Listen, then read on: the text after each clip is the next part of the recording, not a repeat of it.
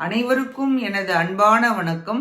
திருவள்ளுவர் இயற்றிய திருக்குறளில் அறத்துப்பால் அதிகாரம் 30 வாய்மை 299வது குறள். எல்லா விளக்கும் விளக்கல்ல சான்றோர்க்கு பொய்யா விளக்கே விளக்கு. அறிவு ஒழுக்கம் நிறைந்த பெரியவர்களுக்கு புற இருளை போக்கும் விளக்குகள் எல்லாம் விளக்குகள் அல்ல, பொய் கூறாமல் உண்மை பேசுதலாகிய விளக்கே சிறந்த விளக்காகும்.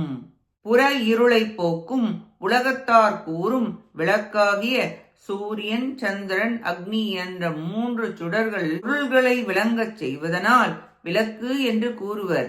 துறவற ஒழுக்கம் ஏற்றவர்களுக்கு மனதில் இருக்கும் இருட்டாகிய அஞ்ஞானம் அகல வாய்மையாகிய விளக்குதான் உண்மையான விளக்காக கூறுகிறார்.